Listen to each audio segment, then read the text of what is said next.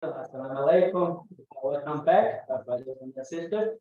Today we have our session here. Basically, we have two presenters, or possibly three. Inshallah, we don't know if the ambassador to Turkiye in Brunie can make it.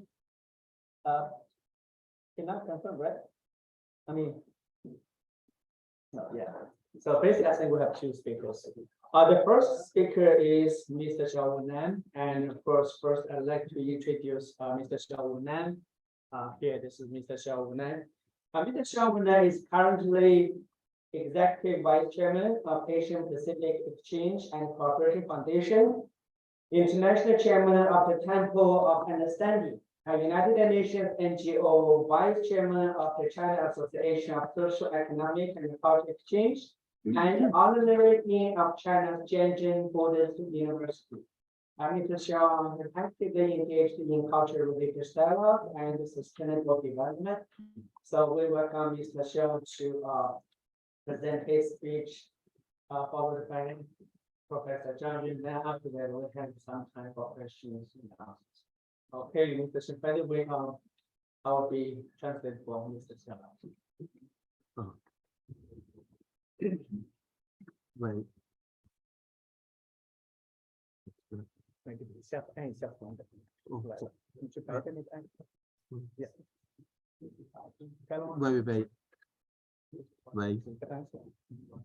喂，这个应该是这样的。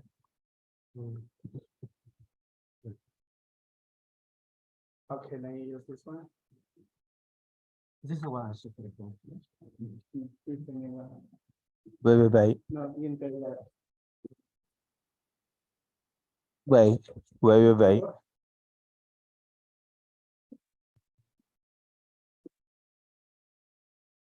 No, this one works.喂。No.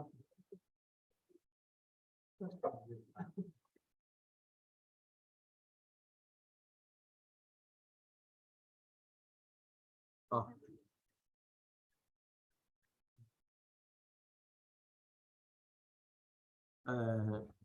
谢谢啊，首先感谢马海云博士的这个给我做的这个翻译啊，因为我想那个也很辛苦他啊，当然也要更感谢马海云博士的为这次主持这个会议所付出的努力，并且也正因为对这个会议本身的这种认同性，实际上我们也是专程飞过来参加这次会议。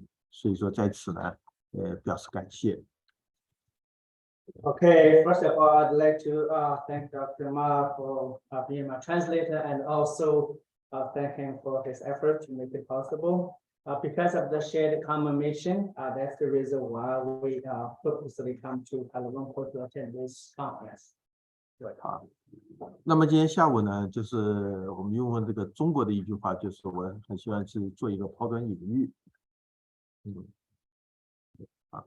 那么实际上就是分享一些我个人对于无论是基于亚洲还是亚太还是全球来讲，我们的这个文化的对话怎么来做的话，我想分享我3个观点，我也想在这个3个观点的基础上呢，也愿意给大家做一些沟通，甚至我也非常希望就是在我这个分享我观点的过程中，如果大家有不同的意见或有什么疑问，随时我们可以进行一个交流。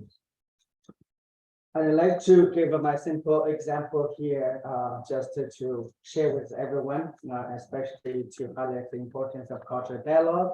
And of course, I will share 3 major views about all this cultural dialogue. And of course, during the process of dialogue, I'd like to share with you, and of course, we can discuss it. 我今天在想一个问题，就是说我们的对话为了什么？其实今天我们纵观全世界来讲，各种对话是很多的。比如说，作为在东盟来讲最大对话每年就香格里拉对话，但是我们会发现这么多对话，我们并没有取得一致，我们也没有化解矛盾。其实这个世界也没消除贫困，也没消除战争，所以这个对话对我们的意义点在哪？这是我经常要思考的一个问题。One of the question One of the questions I'm always thinking about is why we need to dialogue, because when you look at all this platform in Southeast Asia, especially in ASEAN, there are a lot of platform, and of course, always we see we have all the Shangri-La dialogue and others, but it's always we do not really reach some kind of consensus. Some problems still there, like the poverty and other issues.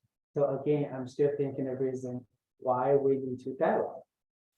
大家也都知道，中美关系是比较微妙的。在奥巴马时代，中美应该有20个对话机制，但这20个对话机制走到今天，几乎中美关系还产生这么大的误会。所以说，我非常希望我们的对话不是为了对话而对话，我们对话一定要有个目标。If you look at the U.S.-China relations, especially during Obama time, there are at least 20 dialogue platforms. But so far, we see everything is gone and the U.S.-China relations deteriorated. Again, this makes us to think about what's the purpose of dialogue. 好，那么如果我们的目标是什么呢？我想分享我2个观点。第一个，我们对话要做到的第一步就是了解对方。其实了解对方不是这么难，但是呢，了解对方的这种观点、立场和目标的话，它产生的独特的历史和文化因素和特定的一种环境，这一点还是比较重要。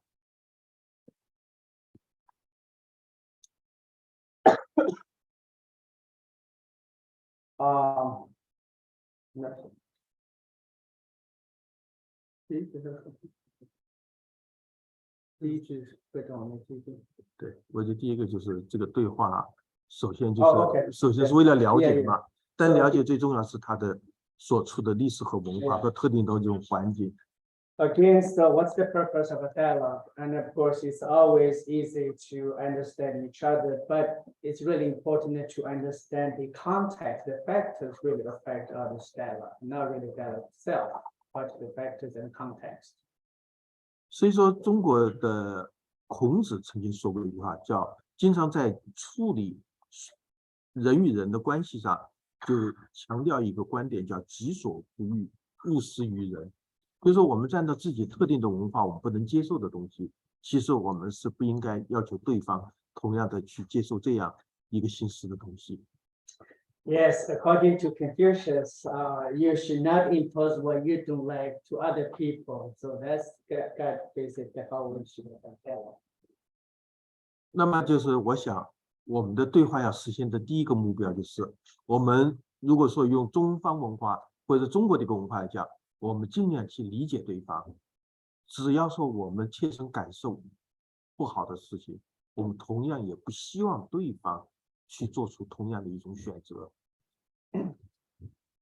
To understand the purpose of dialogue, of course, if you think about it from Chinese perspective, we always try to understand the feelings, senses of other people, and of course, we don't hope other people will have the same feelings or senses if we don't like it. 第二个就是中国的老子也谈到，就说叫和而不同。其实当一个世界我们都是在一个标准的时候，其实这个世界是产生的是它更多的是危险。如果从物理学来讲，当一队人走过一个桥的时候，为什么不让它同时在迈步呢？因为这会产生共振，它的破坏力是很大的。Another Chinese philosopher, Lao Tzu, said, actually, we should exist in diversity. That's the reason, because if you make everything same, then it will be very dangerous. So that's the reason, for example, when you cross the bridge, for many people, you have to separate. You cannot work together in case the bridge will be in a broken. 其实我说，我经常给我身边的朋友说，我说来马来西亚来将近400次。其实为什么来呢？我就觉得这个地方非常包容。我们这边有穆斯林的文化，有不同的饮食、不同的文化、不同的风格。其实我们整个无论说站到一个国家，还是一个地区，乃至于全球来讲，我们能把这么多不同的东西共同去把它包容下来，我们彼此尊重，彼此和谐相处，这是世界构成未来一个美好和吸引人的最重要的一个地方。The reason why I came to Malaysia for almost 400 times is simply because Malaysia is really tolerant, is really full of different styles, different cultures. So that's the reason we have this kind of diversity, this kind of tolerance. And then, of course, Malaysia definitely represent one of the best place in terms of tolerance, respect, and diversity. 马来西亚在这方面也做出了一个非常好的一个示范，就是对不同文化、宗教的融合。就像我中午为什么没有在这吃饭呢？因为我去了一个我们中国的叫关帝庙，但是它对面呢，它是什么？它是印度的庙。其实我每次去拜的时候，都是关帝庙拜完了，我再到印度庙也去拜一拜，并且我们还去，我那次去了雅加达，我们就去穆斯林的寺庙，同样我们也是带着一个很诚挚的一个心去，用中国的话就是去朝拜。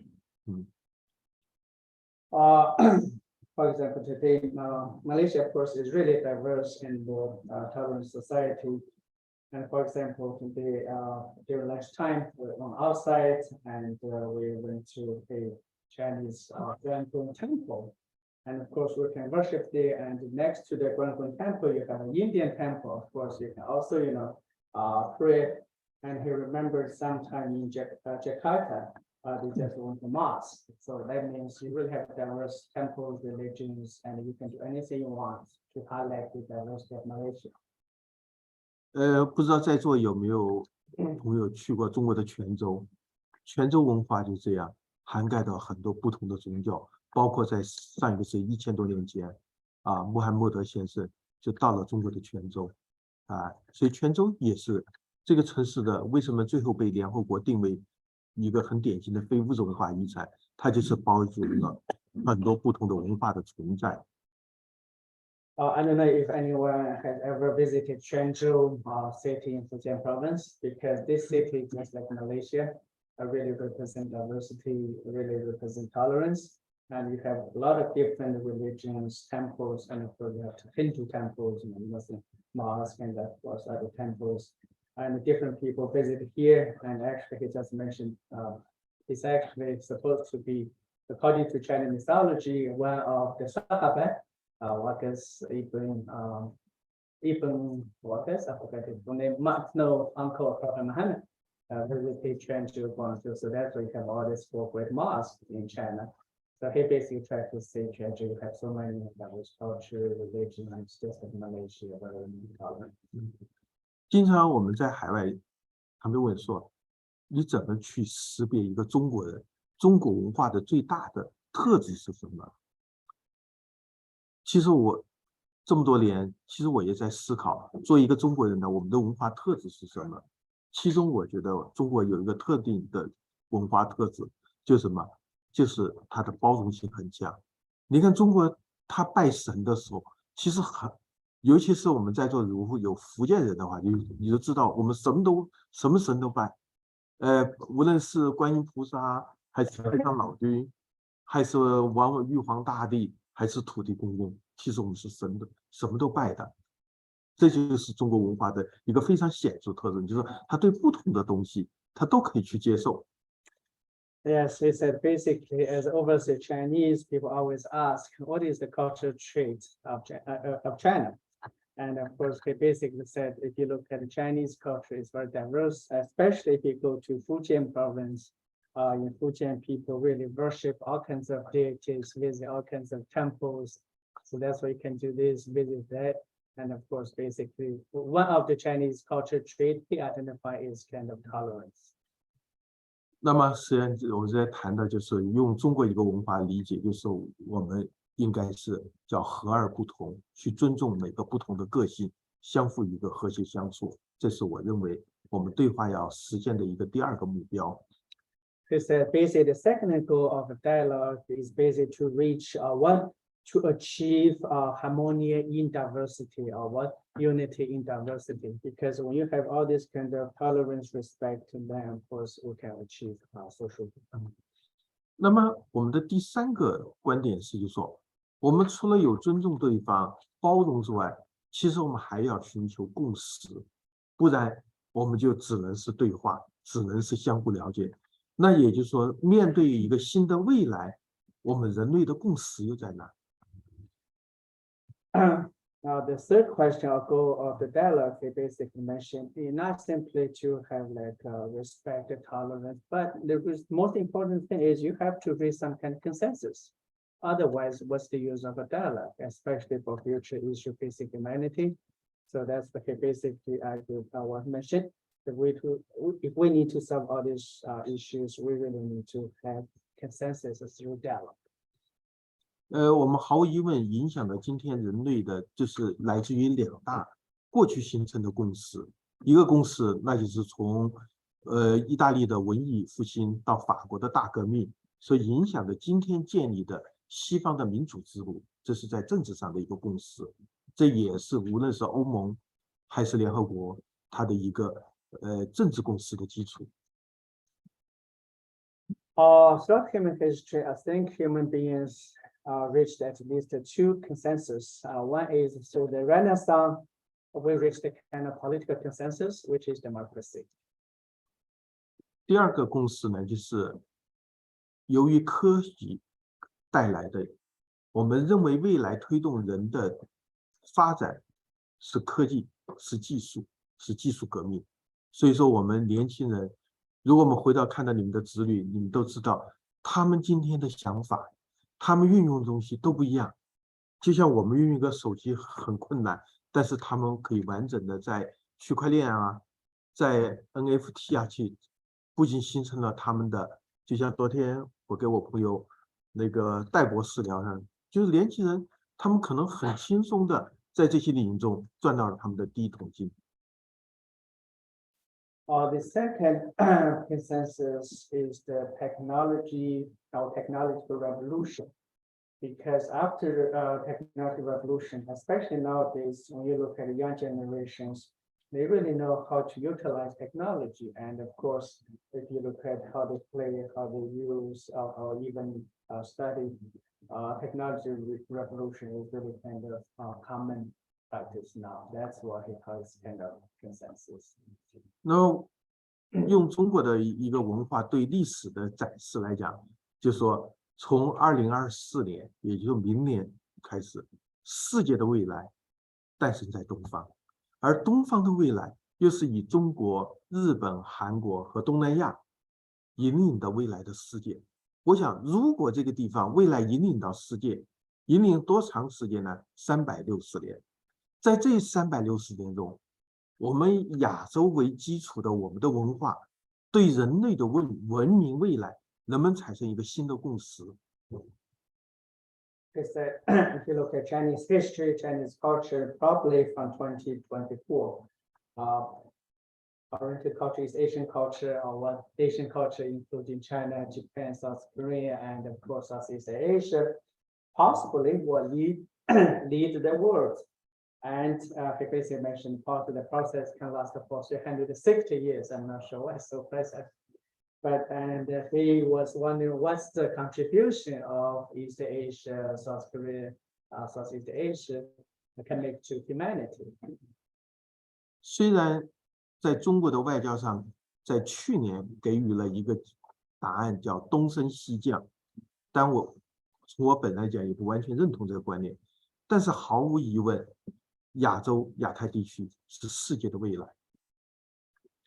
And of course, we look at the Chinese political rhetoric of propaganda. Chinese basically argued that if you look at the whole global power structure, you really have kind of West declining, East rising.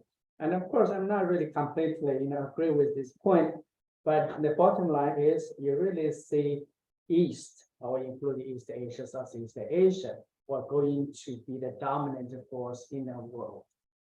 我想一组数据就能说明出来，中国14亿人口，南亚那加上可能有16、17亿人口，加上东盟的6亿左右人口。首先从人口来讲，我们已经占超过全球的将近70%的人口的数量。if you look at other states alone, for example, if you look at China, South Asia, Southeast Asia, you have billions of population, China, Southeast Asia, and the South. All population account almost for over 70%. So that's why you can imagine in terms of population, it's already number one, our dominant force. 经济总量、贸易量、资源和未来的整个经济的活跃度，包括金融、科技、劳动力，所有的经济要素叠加起来，这个地方一定是未来至少说是经济和人类文化最繁荣的地方。If you look at other areas, for example, economy, resources, labor force, finance, almost everything, at least this region will be the most dynamic region in the world. 所以其实我们就有这样的一个梦想，当我们过去的人类是因为在大西洋文明带动的人类的文明走到今天的时候，我们应该生活在太平洋周边的国家。我们是否要肩负的一个责任和使命，就是为未来的人类创造一个更新的文明，而这种文明的本身更多的是在价值、哲学的基础和共识之上。Basically, mission he has kind of dream to share with everyone. For example, in the past, transatlantic civilization really dominated in terms of economy, everything. But in future, Pacific civilization should play more important role, or even dominant role, and also all Pacific society, Pacific civilization should contribute some important values to humanity. 那么我们也很欣喜的看到，今年1月1号 ，Assoc RCEP 已经取得了共识。RCEP 就 Assoc 地区合作那个，是一个框架协议。是1月1号吗？今年1月1，就是去年的1月。Yeah, so last year from January 1st, the regional comprehensive economic cooperation began to be materialized. 包括去年年底，无论是在曼谷的 APEC 峰会，还是在金边的东盟峰会，还是在那个印尼的G20峰会，其实都在表明的亚洲、亚太地区对于世界的所产生的疫情之后复苏带来的某种希望和影响。He basically mentioned, if you look at all these conferences, for example, APEC in Bangkok, and also which conference in Wunan, Cambodia conference, and also G20 in Indonesia. It's basically indicate Asian Pacific region really, play an important role, and in the future possibly will be more. 2011年7月5号，当时我们在吉隆坡开过一个会，这个会呢，在《新洲日报》呢，就是有个整版的报道，并且发表了一个社论，就是推动亚洲文明的复兴。那时候我们叫吉隆坡共识。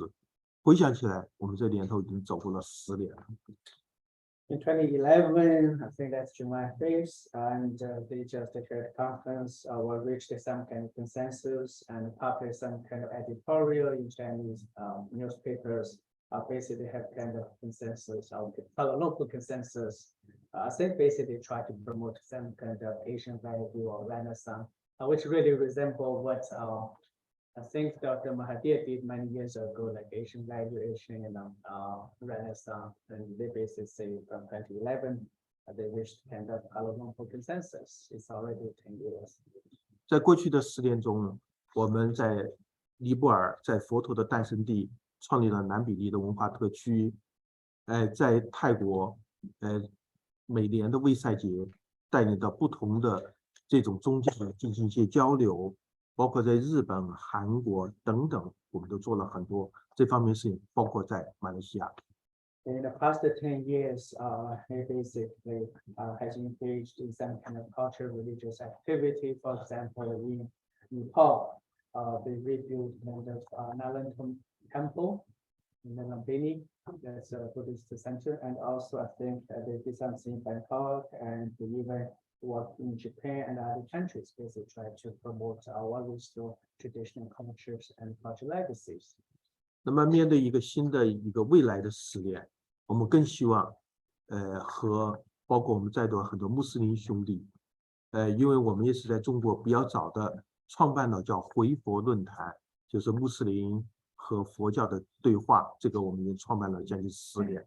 我们一起共同在面对一个新的世界中，我们怎么样围绕着对话、包容和共识这3个环节，去创造一个新的文明与价值体系。这就是我们推动这些项目的一个初衷，也是我们的一个梦想。In the past 10 years, we have engaged a kind of Islam Buddhist dialogue in China. And of course, we hope sincerely work with our Muslim brothers and to promote dialogue and tolerance and of course consensus to create some kind of new civilization in the future. 谢谢大家，也谢谢马博士的翻译。Thank you, translation.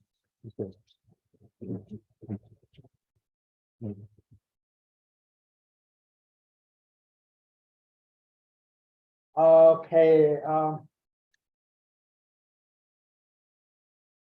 Our next speaker is Professor Haiyun. As I mentioned, we finished two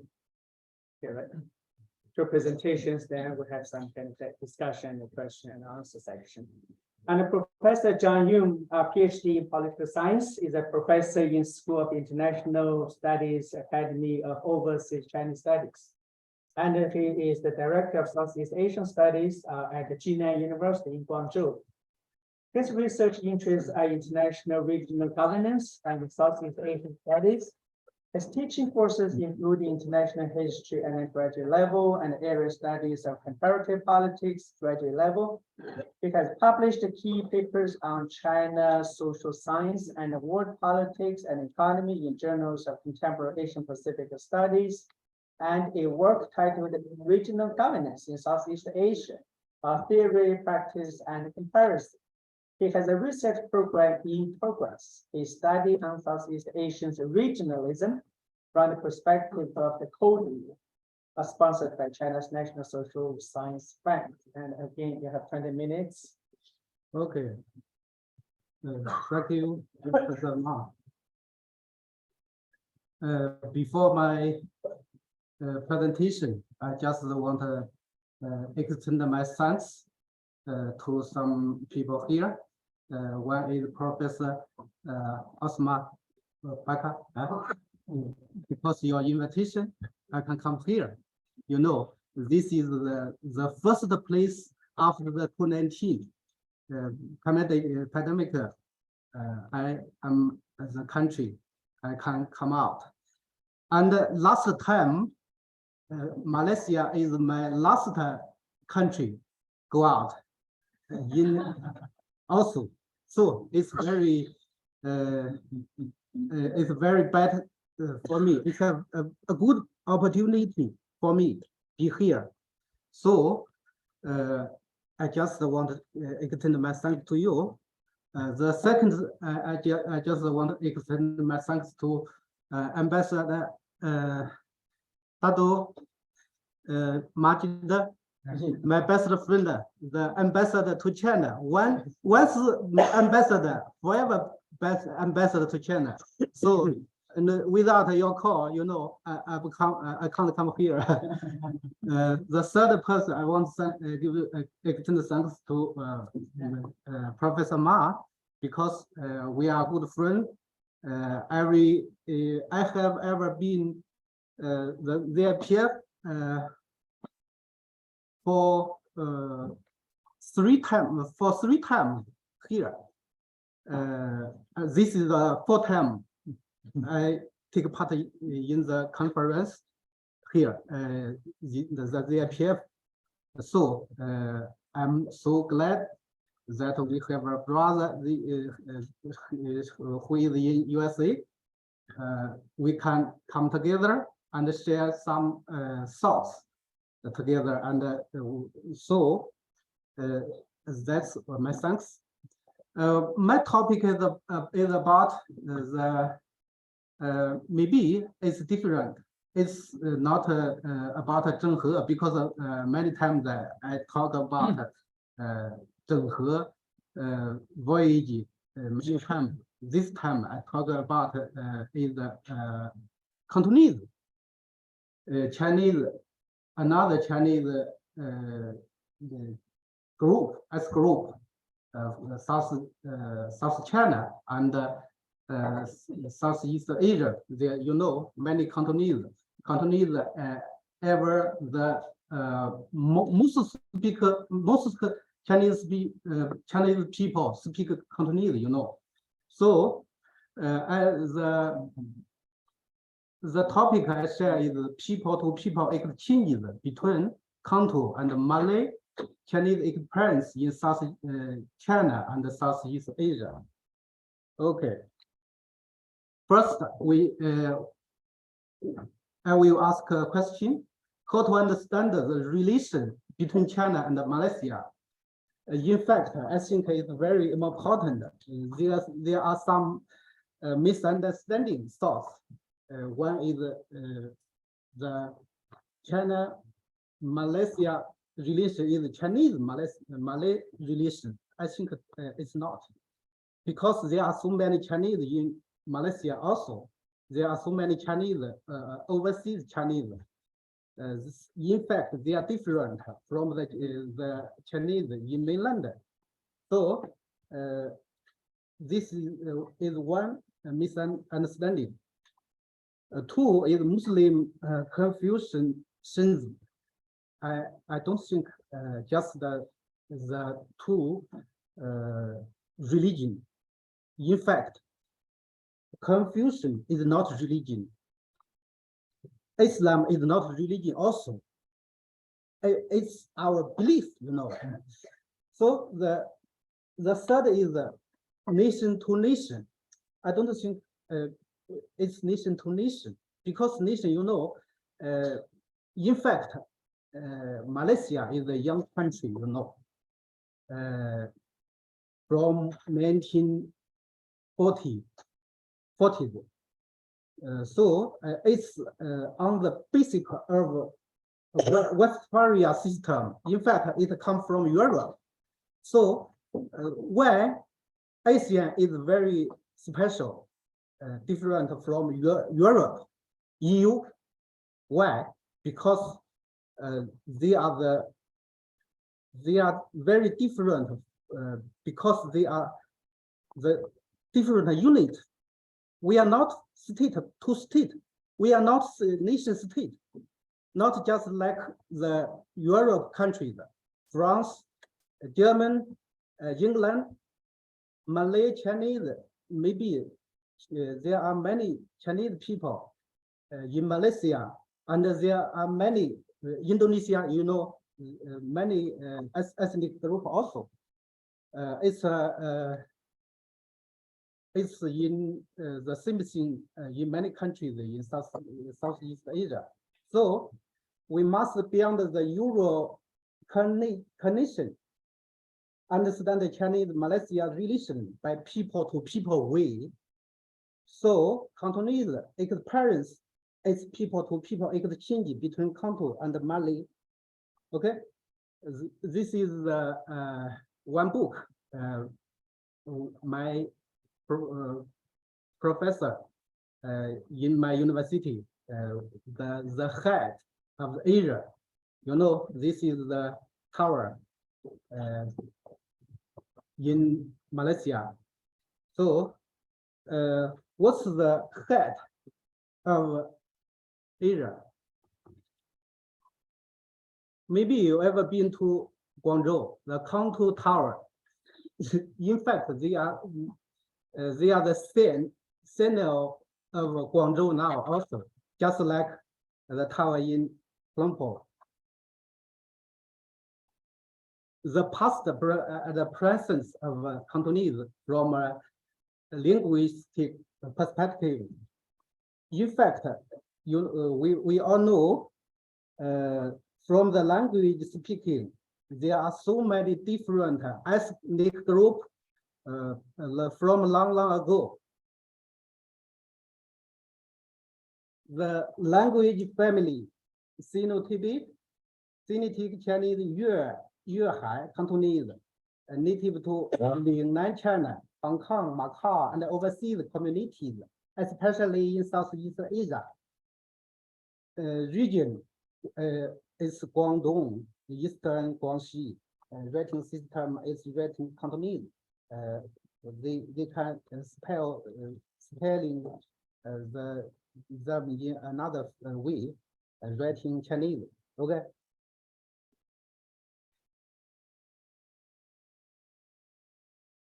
Besides indigenous East Southeast Asia, many East Asia and South Asia called Southeast Asia their home, including Cantonese, because many Cantonese think Southeast Asia is their hometown, not just the China, not just the mainland China. So in China we call the Kejia, Keha. In fact, when the Kejia, what means Kejia is from one place to another place, you are the guest there, Kejia, guest people. So what's Cantonese? Cantonese is a language within the Chinese branch of Sino-Tibetan language originating from the city of Guangzhou, historically known Kantou, and its surrounding area in Southeast Asia. It's the traditional practice variety of the Yue Chinese dialect group, which has over 20 million native speakers. With the term Cantonese specially refer to the prestige varieties, it's often used to refer to the entire Yue subgroup of Chinese, including relative but largely the language and dialects such as Taishanese. Okay, we can understanding the Cantonese from a history perspective. In fact, Yue, what is Yue? Yue, Guangdong, we call it Yue. In fact, Vietnam, we call it Yunan.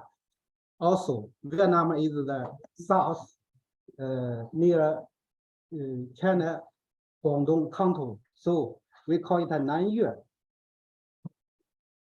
It's the history about the people at that place, we know. From Tang Dynasty, in fact, we call it, there are so many Kantou, Yue, and Guangdong people. In fact, they are together, not divided just like today. They are not, Vietnam is not a country at that time also. This is the language in Guangdong. Guangbao, Guangfu, Saya, Dongshan, yeah, Lu. It's maybe you've ever been there. So the Cantonese people or Yue people are a Yue-speaking Han Chinese subgroup originating from originating in the province of Guangdong and Guangxi. So Cantonese refers only to Han Chinese with roots from Guangzhou and its stately cities and town. Now, in fact, in Southeast Asia, the Cantonese in Chinese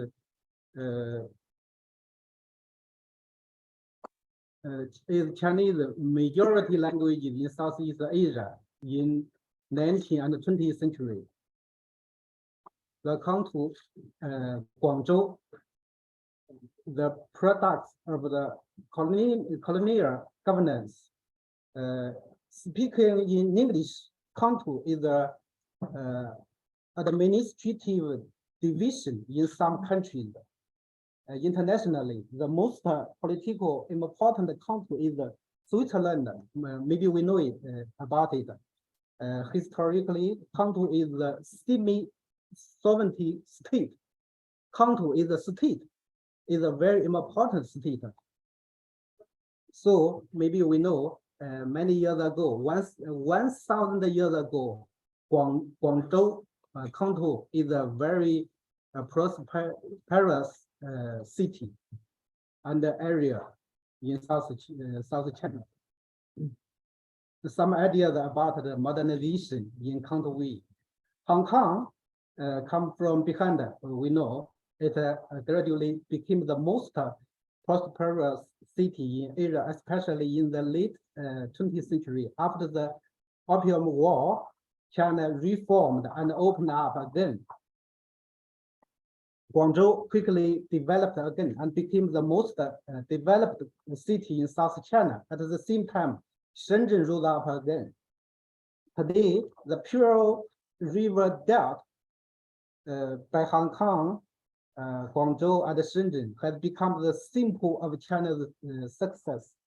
So, Canton and Cantonese are not just an area meaning, but a Chinese modernization in Cantonese way.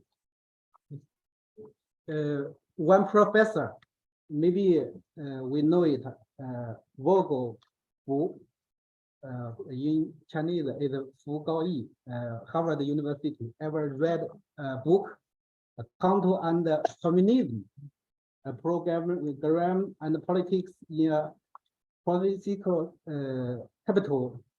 This book is very famous. So it's a card for the Chinese in the world from one Harvard professor, because Canton is very famous for China's success. We know South China, Guangzhou is very important in China's economic development. So now, in China's program, the Great Bay Area, China's next metropolis, there, you know, Hong Kong, Macau, and Guangzhou, they are together, the Great Bay. The cities, their name, Dongshan, many other people speak Cantonese. But now, many people from North China to South China also. But the main language in Guangdong is Cantonese also. The main cities in Guangzhou. The Pearl River Delta, Dongguan, Guangzhou, Foshan, Zhaoqing, Jiangmen, Zhongshan, Zhuhai, and other cities. If you ever been to Guangdong province, maybe you know more about it. Okay, Cantonese future. The Great Bay Area, Hong Kong and Macau, it's the marine climate and the livable area of the living triangle. It's a living center. It's a civilization center. And a manufacturing center also. And Hong Kong, you know, it's a financial center, just like Singapore. What Cantonese mean to Southeast Asia? Because, you know, many Chinese, Cantonese, they come from South China.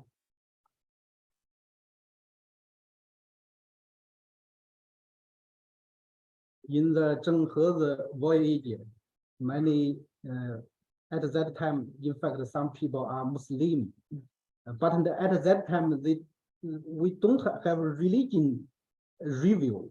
The Muslim or the Islam is just a living way. But today, many people think it's a religion. I don't think so. So at that time, it's Zhenghe's voyage link the mainland and the Southeast East Asia and Africa and Indo-Pacific. Okay, one famous professor, maybe you know, Wang Gengwu. He is come from China also. Now he is in Singapore. Very do more research about about Chinese, overseas Chinese. So it's in Malaysia, in Southeast Asia, we can see Chinese is divided many different groups, and in groups, in language, in fact, it's not. I don't think it's very exactly, because you know it's mixture between Malay and China and Chinese for many years. It may be for 1,000 years. So many Cantonese come from Guangdong, and the other is Fujian, Hokkien, and others, the dialect family from China. The blue, it's Cantonese. Why Malay Peninsula is key to understand Southeast Asia? I think we should understand it from humanity, geography, geology, environment, and nature. Why Singapore can become the most rich state in Southeast Asia? Because in fact that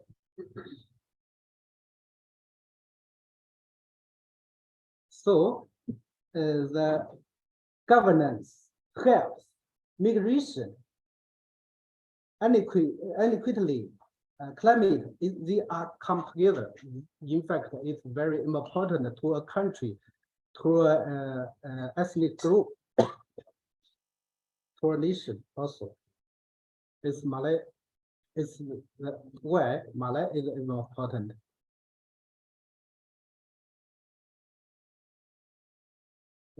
One professor, Liao Wenhui, maybe we know him, read this book, Malaysia, the history of Malaysia. It's in Chinese. Yeah, it's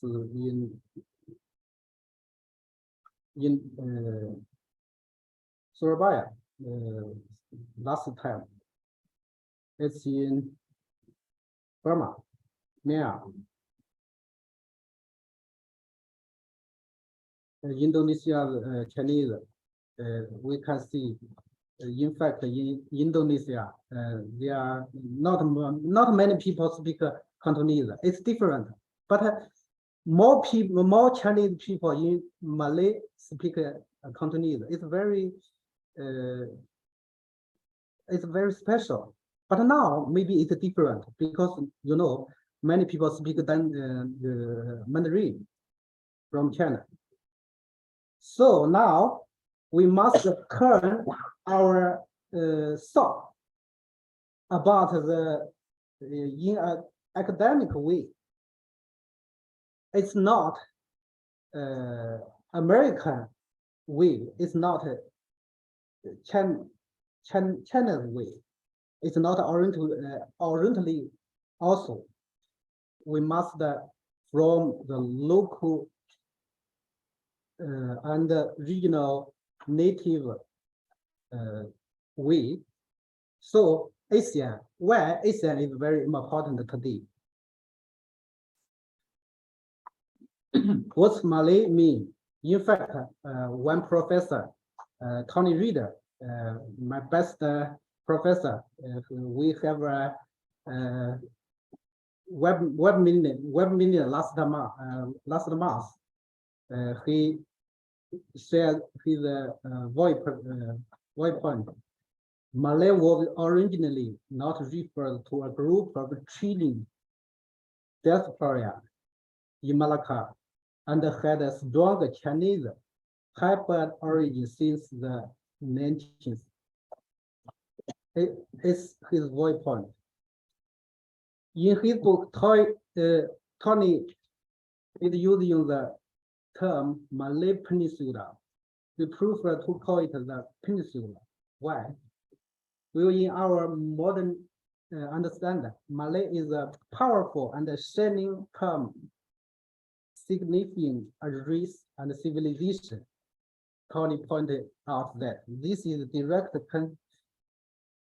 contrast to the agrarian and indigenous Malay story which turned out to be a 19th English romantic creation. So it's hybridity.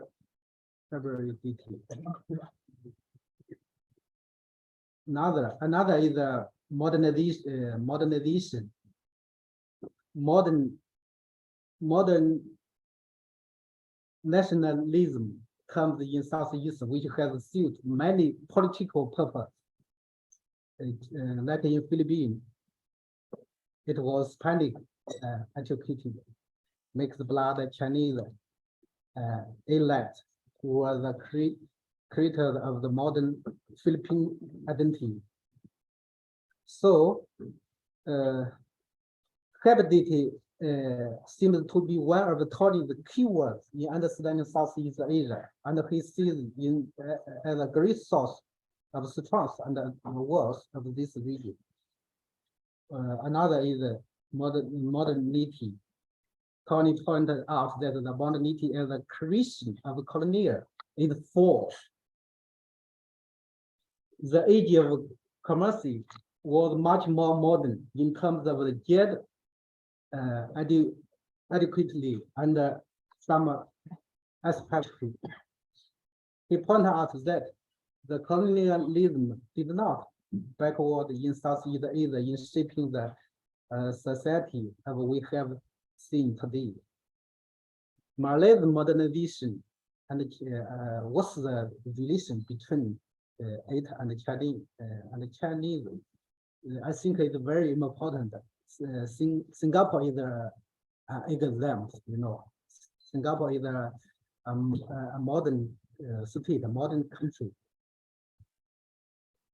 So we must think more about the two books about it. Maybe we can have a look about it. Read it. It's another, just like Mr. Xiao said about it.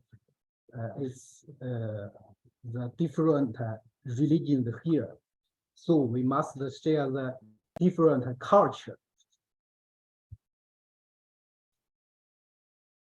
Cantonese linking Malaysia and Chinese economically. Just here, you can know Malay is a very important point here. From China, Hong Kong, and Southeast other cities, Singapore, Bangkok, and Surabaya. Yeah, Kuala Lumpur is very important here. The air and the sea freight from Guangdong province, China to Malaysia. Every day, many flights, many planes, many ships from Guangdong to Malaysia, you know. So I think the implication of a diplomacy relation between Malaysia and China to unite of the races in Malaysia. It's very important. You know, now there is still a war between Ukraine and Russia. It's in fact it's a pity.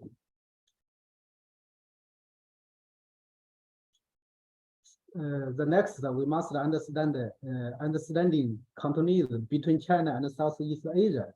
Some thoughts on the relation between Southeast Asia South China and South China's way still of modernization. There are several thoughts we need to be explored here. Understanding the fact that there are two universities. One is the mainland China universe, the Chinese Southeast Asia overseas universe is very different. The groups of Chinese within the Southeast Asia, Chinese overseas, the universe is different. We can see rated Chinese with their nation state. In fact, those with a deep of 3 or 5 generations or more, the new Chinese with their nation state is 1-2 generations. The Chinese migrant works. Maybe you know many workers in Malaysia. They do the jobs about the 工程, the engineer. From the SEA nation state perspective, SEA nations are divided into 2 camps. One that observes open liberal ideas. The other camp is more closed up. So, for those in the open liberal camp, nation building process are directed toward the following. It's just like the US people. They think it freely. They need a democracy, but others is different. SEA, China and migrate and China and the people, the 2 people level. I think it will lead to a local Chinese culture, identity, and affiliation. So, Hamburg is here also. Their identity through different culture elements. Okay, I will go fast.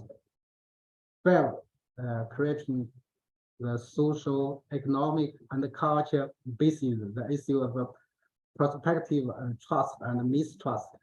It's a problem in Southeast Asia during the Chinese, you know. Maybe we can go faster. 6, excitement, trust, and misunderstanding, fear, Southeast Asia, China power imbalance. So how we can understand the China and the relation with Southeast Asia countries? So I think it's imbalance in Malay Peninsula. So I will give us some policy advice, cooperation, and win-win thoughts, principle of people's communication. Just like the Zhenghe, a person communicate many people, we can come together, share the different food, different thought, different many things. Okay. Cultural respect and cultural identification basis for people's communication. Public diplomacy, active point for the people's communication. The nation building is not just for nation state, it's for people to people communication also, I think. Okay, that's all. Thank you.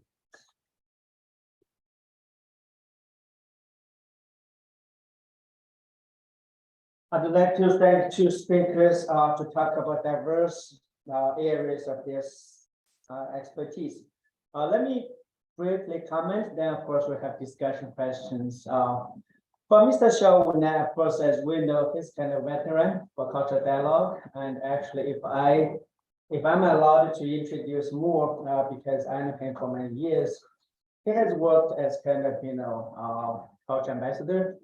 And I remember he worked many years in Nepal to rebuild, I think that's another temple. So that's why I think during his like long-term work in Nepal, Japan, Thailand, he really found something, especially to identify the goals of development. For example, like respect and tolerance, but you also have to have some kind of consensus. Otherwise, that's no use, right? To have a cultural dialogue.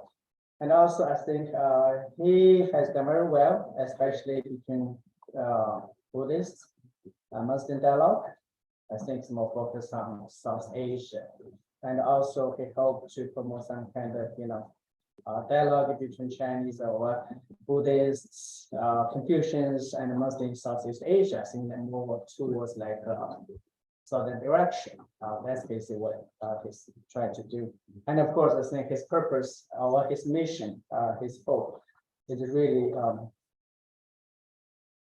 deserve really, I think for future, I think for people here in the region, if we can promote such dialogue according to his proposal or his recommendation, if we can expand the dialogue, if we can form some kind of consensus, we can even create a kind of ecology, kind of civilization.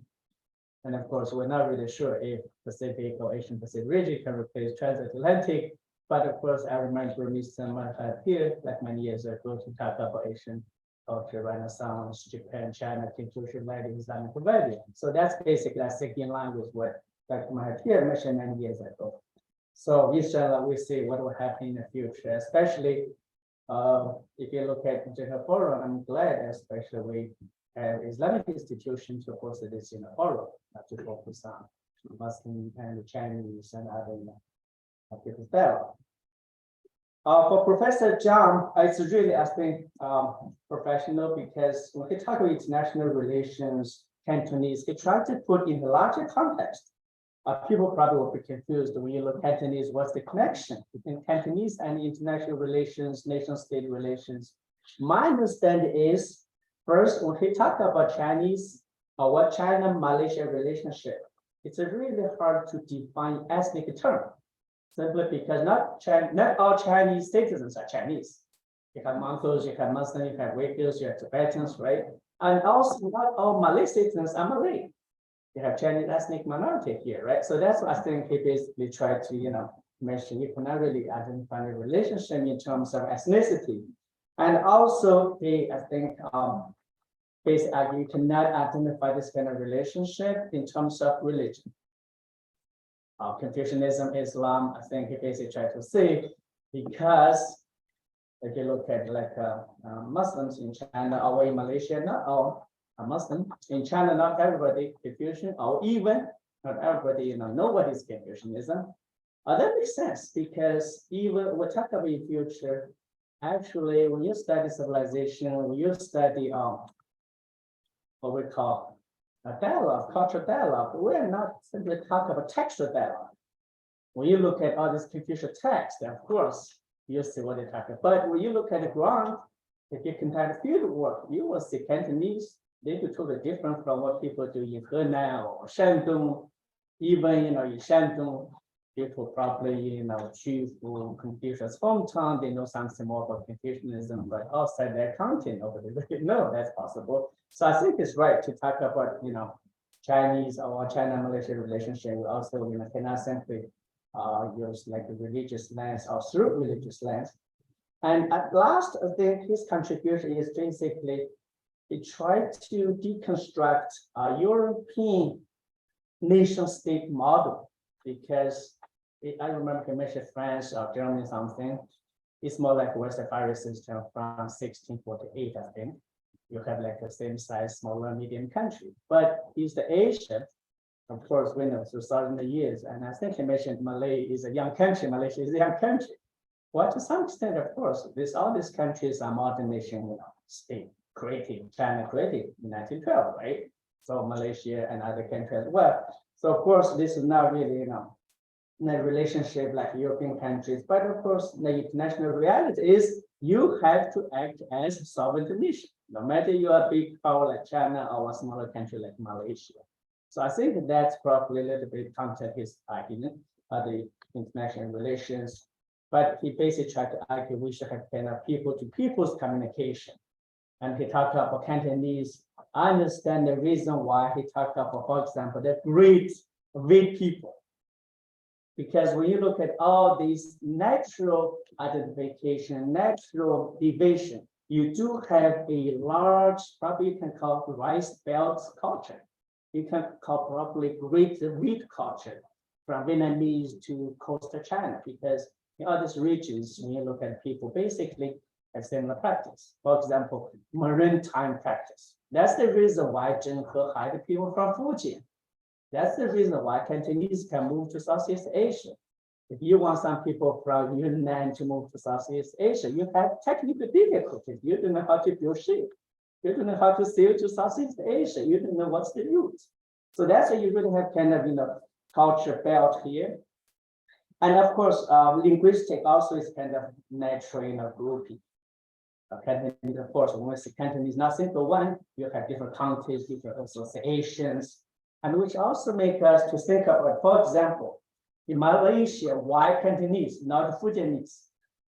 I'm very interested because when you look at all these Java texts, I remember the Baghdad of Chilpan and the Baghdad of Samarun, they basically mentioned, I think, like the first Chinese imam from Fujian is the Mr. Tan. Now, so why highlight from Fujian? Because at that time, you can imagine, before Zhenghe time, you have Cantonese, especially in Malay Peninsula. That's the reason, you remember in the afternoon, I talked about the Great Shi family in Palabang, exactly from Canton. And also you can imagine, I just traced the history, because you have all this Srivijaya legacy, almost back to 10th century from Quanzhou. Even if you remember the Lingshan Muslim graveyard actually copied it from China, Vietnamese style. The very famous surname Pu is also the Asian, honorable title. So that's what here, of course, I think he basically tried to see all these nation state, all this modern political construct cannot really help to promote cultural understanding. And when he talked about modernization, I think when he mentioned Hong Kong, Singapore, he basically tried to talk about kind of what Wang Biu said, non-high culture, East Asian Mediterranean culture. Because people, for example, in Canton, they're good at maritime activity. They have this kind of culture to the so-called go abroad. So that's what I think. I do agree. You really have kind of culture belt in coastal China, which is totally different from mainland Chinese or in what we call Central Plain. Because in that area, for example, into this Wunan province and other provinces, they see all this region as a frontier barbarians. Even I think like during 1840 or 56, we have a Taipei rebellion, the Qing government, they see all these barbarians, even today you have some negative term to describe all these Cantonese or Fujianese, this Nanman, southern barbarians.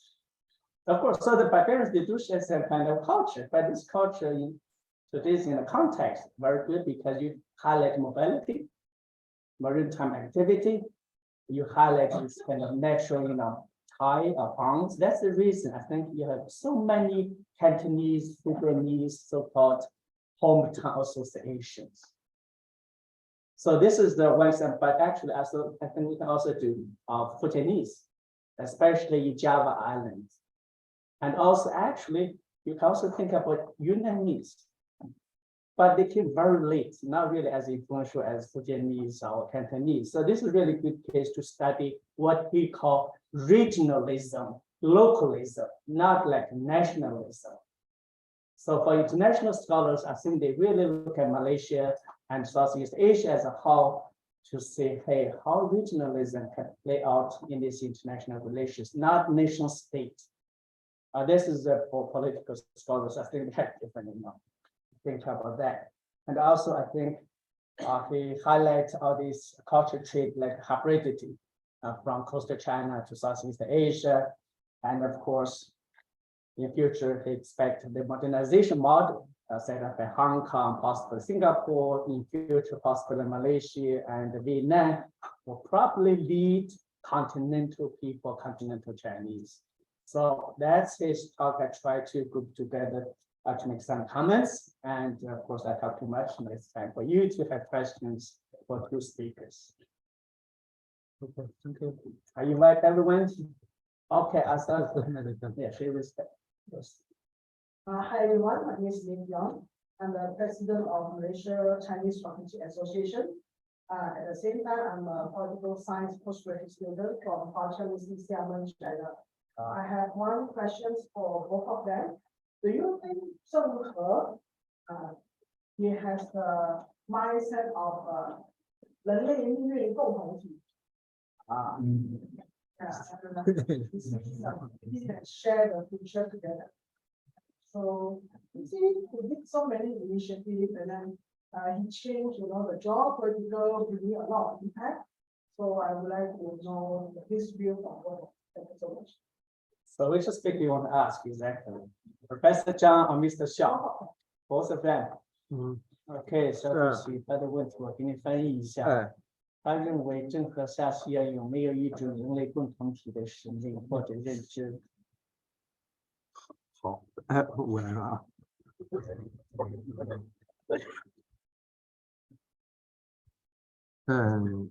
还算说是没有的。原因是，如果说郑和当初能认知到像哥伦布那样认知地球是圆的话，其实他不仅仅是下一西洋，他应该第一个会发现美洲大陆。Well, he basically said it's impossible because if Zhenghe know that the globe is round, he would, have gone to America instead of West Ocean or Indian Ocean. 因为那个时候，我们的哲学和科学的认知是世界是个平面的，是个方形的。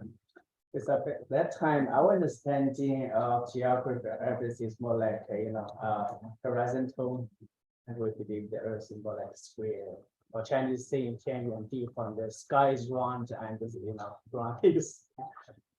但是中国的哲学呢，支撑的这个人类命运共同体是在于中国的这个文化，它是没有国家的概念的。这个国家的概念应该是中国从西方哲学吸收的。中国的概念只有一个概念，就叫天下。第二呢，讲苍生。所以说这个呢，又支撑了中国的，就是作为人类命运共同体的这样的一个政治理念。It basically said in Chinese philosophy, Chinese, there's no such concept like a state or nation. I think it's basically try to say nation as a modern Western construct.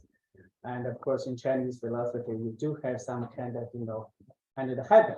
This means like universalism, and also you have some kind of people or what. I'm not really sure we can translate the populism, but basically means like people.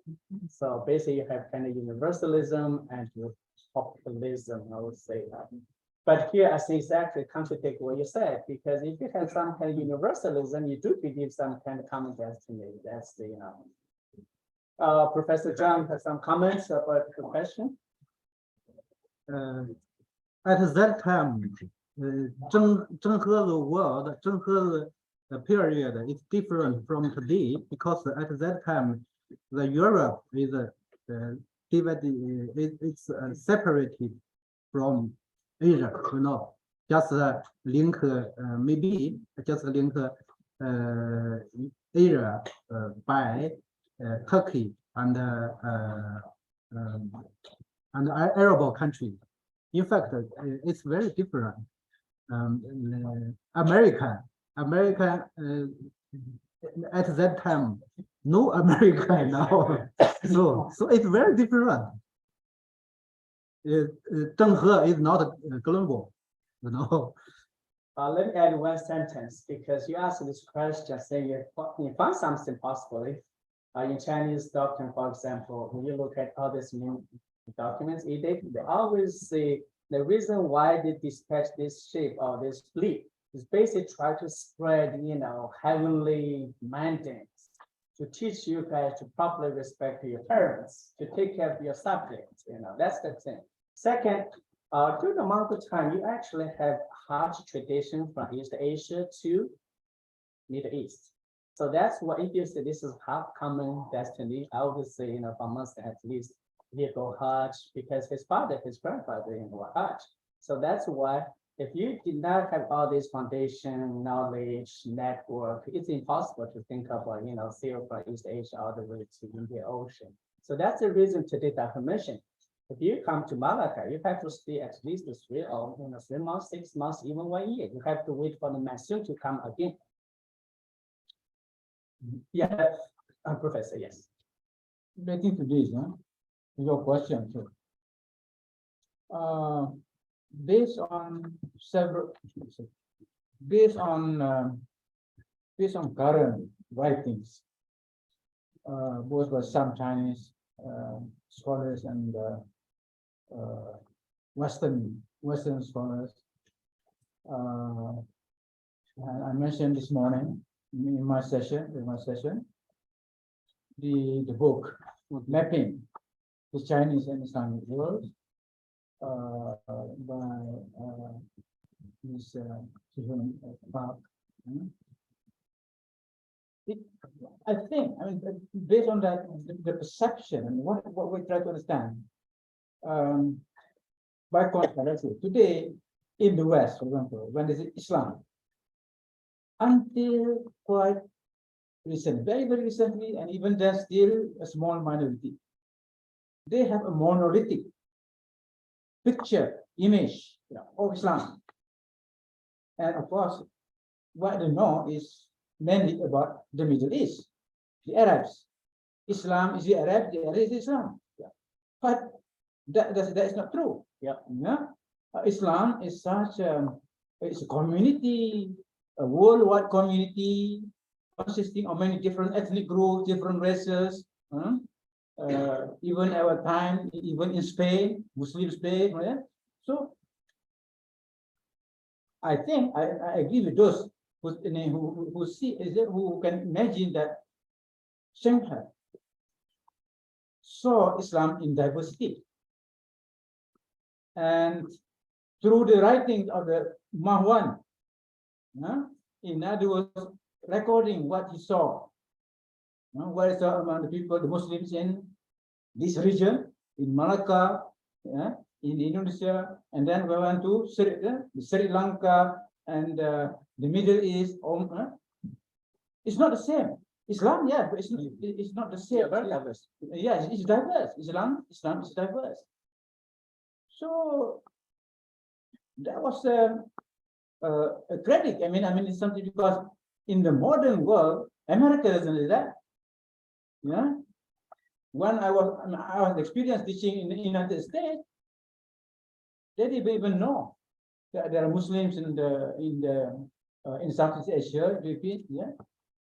Of course, now it's different, but until recently, that monolithic picture. So the difference between Zhanghe's vision, image of Muslim is not the same as in the modern West. The Chinese and the Zhanghe is so far advanced, progressive, progressive view. That is important. And to me, I like the writing by Professor Lee Shuk-yin from National University of Singapore. In the book Facility is going to be launched soon by the Prime Minister. There's one chapter by him. I have not seen before. It's such an analysis of the leadership. It is about study of leadership of Zhanghe. Leadership, the question of management. To command a total fleet of how many ships, how many crew, then in that time requires leadership genius. Now the question now, what kind of leadership did Zhanghe see in Southeast Asia, for example? He saw, as we said, the leadership in different parts of Southeast Asia.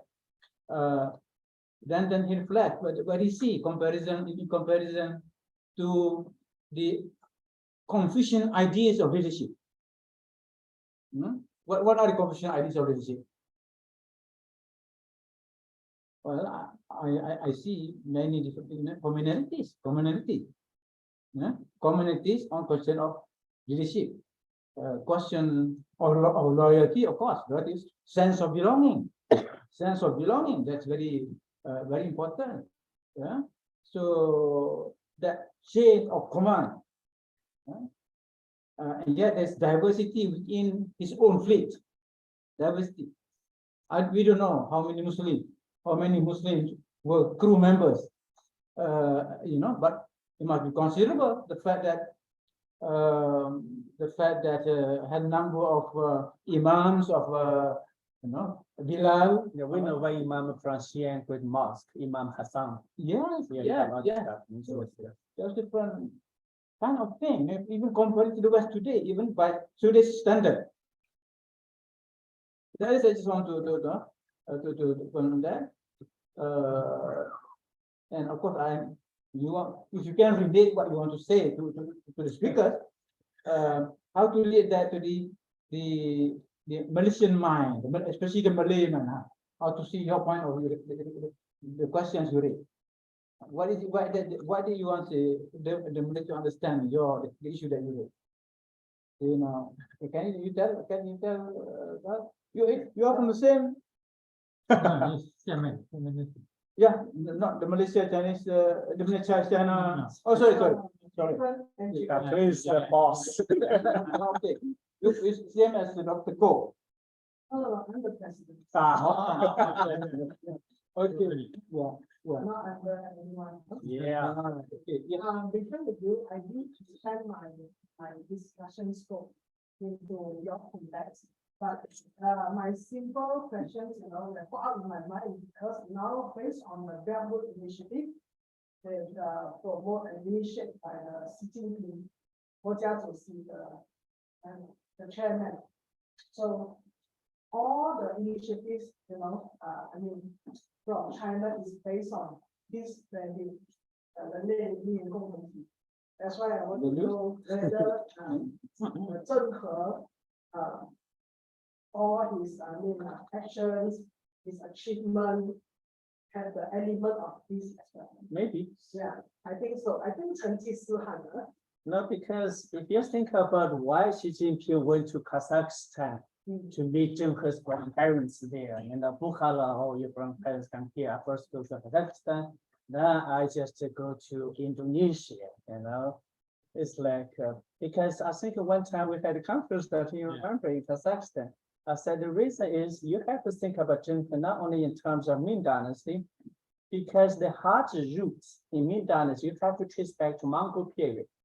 You really have kind of map from China to Baghdad. So that's why you can imagine. I don't know if somebody told Xi Jinping you should go to his fatherland or ancestral land to build belt, then you just go to Southeast Asia to build road. I don't know.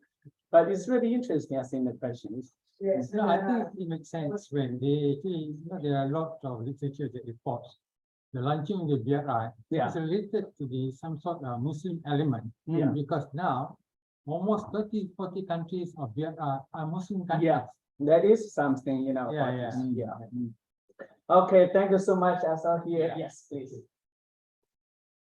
I have been following closely the discussions. Thank you very much, Mr. You have Professor Osman. Just a small point in the response to the two distinguished speakers have said. I was following this idea of how to develop relations between countries, especially in the context of the region. Yeah.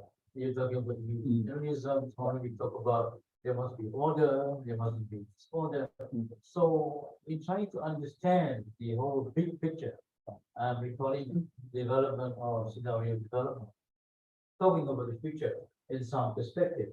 Yeah. What dawns upon me is that the cultural element is very important. When you say that we must have unity in diversity. Now, unity in diversity is part of the logo in the Malaysian flag. United we stand, divided we fall, and it's very close to the Malay heart, or thinking of the Malay heartland. Divided we fall, united we grow. So I'm reminded as a futurist, what has been the thing that has drawn China to come out And that's now caused others to also look in China again, especially from a regional perspective. If you recall the days of the Middle Kingdom, China was trying to close in itself. So you have the big war, the Great War. But now all those things are gone, and after Tiananmen, things have moved out of the question. You are now going out in full force, which you are repeating what the Admiral Zhenghe has done very creditably in the past. So as a futurist, this portends the development of a future state in the region is fair. And I like the word when you said there should now be an attempt to go towards a shared future. So I want to add one more word to that, not shared future, but can we all accept the fact that the differences in the power structure, the differences in the thinking, and the realities about our different social structure, languages, culture, values. Is it possible to go for a shared sovereignty, which means the elements of power are no longer there to stop such a development? Are we able to get that far? Are we looking at government? Are we looking at the new reality of management? Or are we looking at just cultural, reorientation? These are possibilities. These are the possibilities in the future. Well, I also reminded, it's good from what I mentioned yesterday in his introductory remarks, that perhaps what we're looking for is to re-emphasize or reinforce the cultural element within our two countries, two nations. I'm reminded when I was in Beijing to sell our moderation concept to the authorities in Beijing. And I raised the point about what is it that can bind us together. There was a story from Malacca, which is an unofficial. I don't know whether people know about it, but it happens with our Admiral Hang Tuah, the great warrior, in the Malacca Sultanate of Sultan Mahmud. It seemed there was a journey to Beijing. Now there was an event where they were granted an audience by the then emperor. Now, tradition has it that foreigners cannot look up at the emperor who is sitting in front of them. So when they were served noodles, what Hang Tuah did was to look up and put the noodles up, and voila, they could see the faces of the emperor. That's it. Now, in reverse, when Admiral Zhenghe, this again is unofficial, came to Malacca, he brought with him a whole armada, which you correctly described as containing many different professions and people. But they also bring in a possible wife of the Sultan. And to this day, people thought about that, and there is a well in Malacca that is known as the Hungry Pool. And this is there. And this is the thing that I was thinking we should emphasize in the shared future. And hopefully, by doing so, we talk about the new wave that we've been talking about since morning. The new wave, what is it? Which means a new self-centered regionalism based on power and love. The two must work together. If it's all power, is what's happening to Ukraine and Russia. One power just like a patriarchal society. Right. Thank you very much. Just my point. Thank you. Anyone respond? Well, no, to follow This is a that, question for the speaker or So just just just a brief comment. just feel free to comment.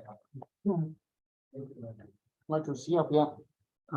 就是说呢，这是问的问题呀。中国跟马来西亚到底应该怎么以一种关系相处？比如说你是以一种强权，或者说呢，你是以一种这个仁爱。因为他举的例子说，马六甲这个中国就是一个公主下嫁了嘛。对。但这个我说其实我们经常下嫁对吧？西藏啊什么的这个。所以这个怎么理解？就是这个关系是权力呢，还是情感呢？用文化还是什么？就是说维持一个平衡的，不是说什么主导的，或者是。中国在外交上呢，一直倡导就是周恩来总理应该说在印度尼西亚所倡导的和平共处的5项原则，所以最核心点呢还是讲究平等。So basically, he said the Chinese principle for diplomacy is based on the 5 principles that Zhou Enlai outlined, I think, during the Guangzhou conference. It's basically established on the principle of diplomacy. And also other principles, I think, including like respect to it's for developing countries. 但从2008年全球金融危机以后呢，把中国推向了世界第2大经济体。尤其在近10年来，中国的这种发展的速度，以及中国的相对从外界来认为中国比较强硬的外交事态，让人家产生了一些担心。就是说，他刚才讲的东西，这种可能，我想从字面透露出是这种担心是正常的。其实我们也意识到。Now, he said basically after 2008, like the Asia financial crisis, and also in the past 10 years since Chinese economy first developed very fast, and the economy was much bigger. Then, of course, you created some kind of image that China is powerful, the foreign politics in Thailand. So that's why he said we really understand and also feel some kind of direction from possible other countries. Is this part of a new thinking on the yin-yang philosophy? 这个是不是基于阴阳哲学的？那么我是在想啊，应该是在2017年，那个刚才那女士提出这个人类命运共同体，是习近平主席在瑞士的日内瓦提出来的。这在说明什么呢？包括其实在18年，习近平在达沃斯论坛上也在提出一个就是全球化的一个这个概念。其实中国也在尝试怎么样去适应已经成为一个大国，或者如何去做一个大国。其实中国还在做一个探索。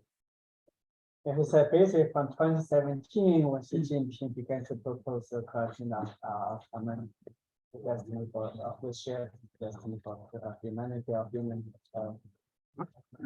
society, is basically because from 2017 to 18, China actually became kind of superpower. That's why when you have this kind of approach, you basically try to better how to be the responsible power. So that's the reason possible when you see common, humanity or something, you basically try to see, well, we have some kind of responsibility as growing our rising power. So I think that's what he said. 从操作层面来讲，中国和马来西亚呢，我个人认为不会产生太多的冲突，虽然有南海问题。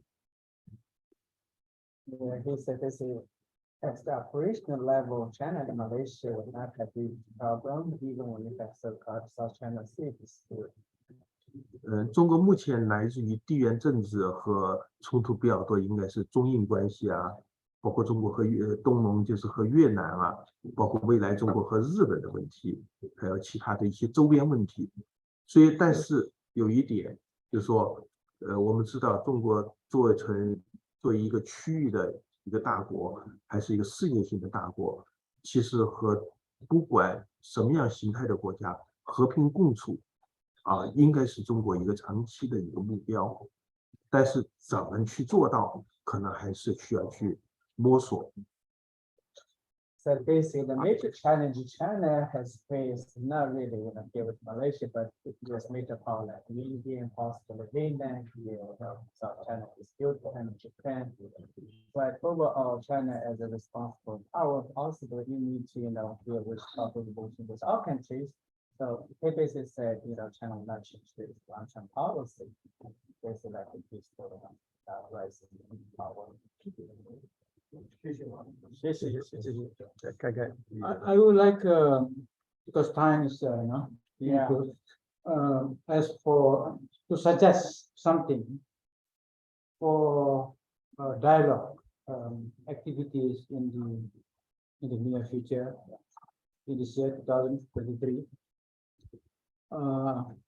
2 issues that I would like to present and get response from you, whether it's something that that we can have. First issue of the Sinization of religion. criticize. 他说这个就是谈到这个文化交流啊，或者是什么的方面，他其实觉得有2个问题需要探讨的。第一个就是所谓的中国的宗教中国化。From our perspective, you know, but that one of the basic teachings of Islam is that Muslims, wherever they are, they constitute one community, one worldwide community.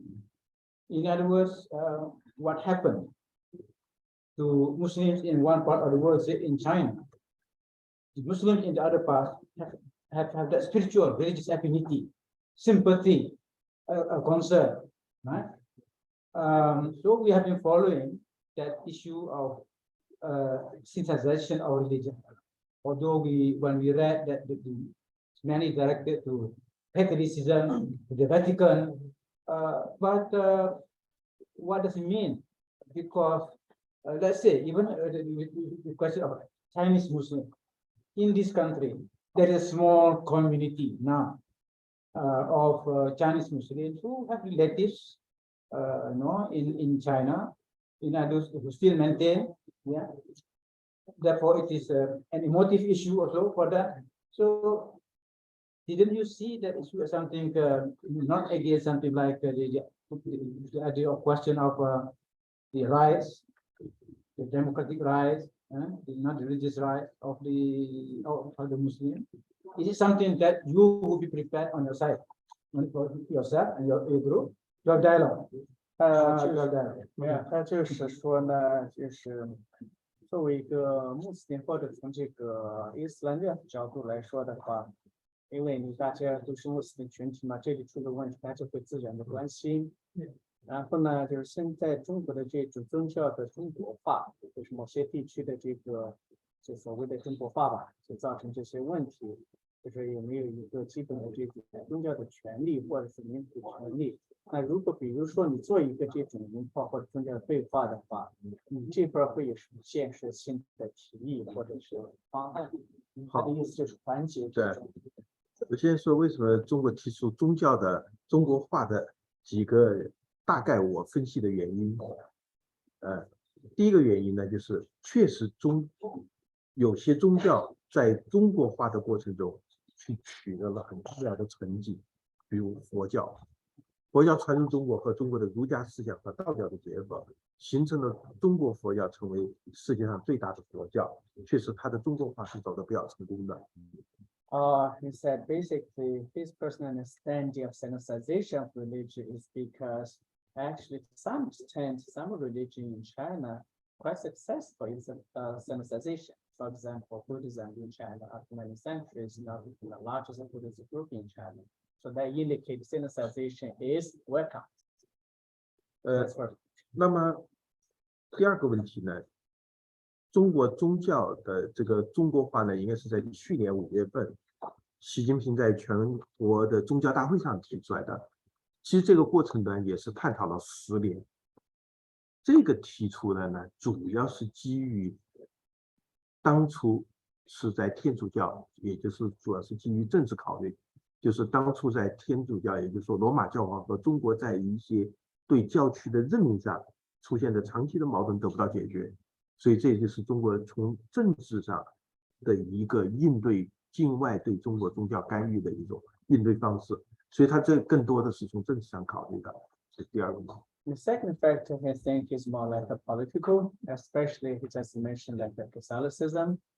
Especially appointment popes by either Rome or China, that's a political struggle. So that's why we have a Sinoization of religion, you're facing kind of recover kind of sovereignty. So that's why that's second reason I think why they push off Sinoization. 那么第三个层面是，就是说很多不同的宗教，其实他们自身也在探索中国化。比如说我们以基督教为例，基督教有2个很重大的派别，一个是台湾的灵羊堂。它创立就是在上个世纪创立在上海，比如说，在另外一个叫呼喊派，就朱岛夫，福建好像他们在福建，在北美5大湖。其实这一支基督教，它就一直在近100年来就是在寻求中国化，所以说他们在中国目前发展的非常就说发展的势头还是非常强劲。The third factor he mentioned is basically some religions are actively pursue sensitization, possibly for recruitment of members. He gave 2 examples in Taiwan, 2 groups of, I mean, I forgot the names, but basically said, especially in Shanghai, with the more foreigners, they become like the largest sectarian group when it comes to. So basically says sensitization helps some groups of sectarian orders to recruit members. 那么从中国目前绝对宗教信仰的数量来讲，最多的是基督教，是因为基督教探索了一个在中国发展的模式，就叫家庭教会模式。家庭教会这是中国独有的模式，全世界是没有的。He said actually the largest religious group in China is Christianity. So that's the reason, especially when Christianity developed some kind of family church, that means you will have to be. 基督教在中国目前家庭教会的主要经常参加家庭，对吧？应该不会低于4亿人，4亿人。He said the population in China participating in so-called family church probably is no less than 400 million, no less than 400 million. So you can imagine almost like 1/4 population in China. 所以说，对宗教的中国化这个议题，并不用太多的担心。它有历史的因素，有政治的考量，也有宗教本身他们传入中国来的选择。He said we really should not worry too much about sensitization. There are many factors like what I said, some religion actively pursuing, about sensitization. Some because of political reason like Catholicism, our family, the church, these religions. 那么第2个层面就是穆斯林和中国之间的这种对话和沟通。我觉得穆斯林和中国的本土宗教，或者在中国认为穆斯林本身就是中国一个本土宗教，所以本身它在这个宗教的中国化这个问题上，矛盾并不凸显。He said actually it's not really a big issue for Muslims and Chinese because the same Muslims and after many centuries experience kind of sensitization. So it's probably like what you said, like Chicago. 其实这几年我们关注的穆斯林和的问题，从另外一个角度，更多的是因为新疆问题导致的，而它不是纯粹是穆斯林这个宗教和中国之间产生这种问题。And another reason, especially in Xinjiang, probably because of the more like political reason, not really religion. I think it's basically try to say because of separatism, not really about. Yeah, they worry about the Xinjiang archetypes of Soviet Union. That's the reason. Not only in China, you have such Asian republics. They really try to fight against the religion.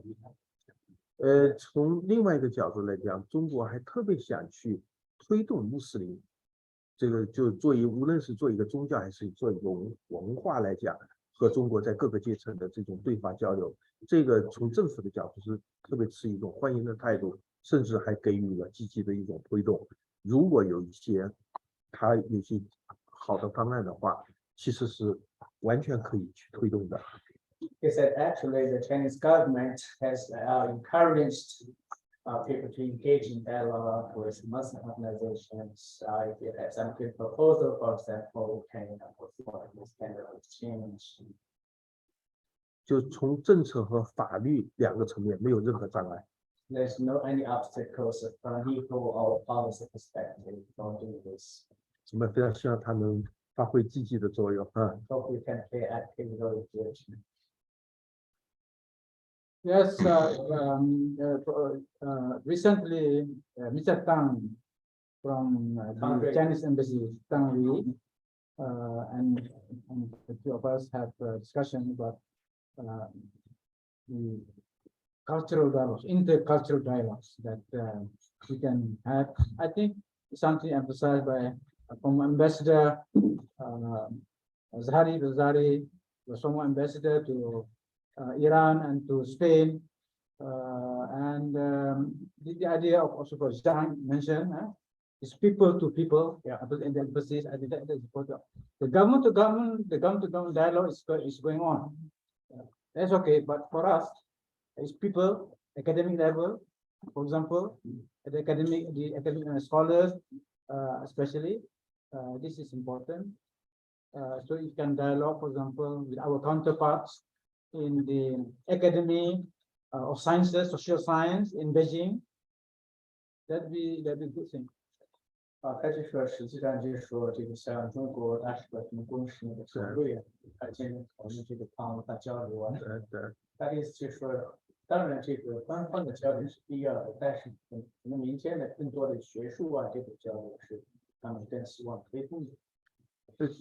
这个是完全非常赞同的，就是尤其像在宗教和文化方面，更多的以民间和学术和文化的形态来推动，它的效果会更加好。Yeah, he completely agree. At least what you said, it's much better if you have a people's communication, especially for cultural religious dialogue. The result will much be better. Thank you very much for on behalf of the Sakaya we say thank you to the speakers today.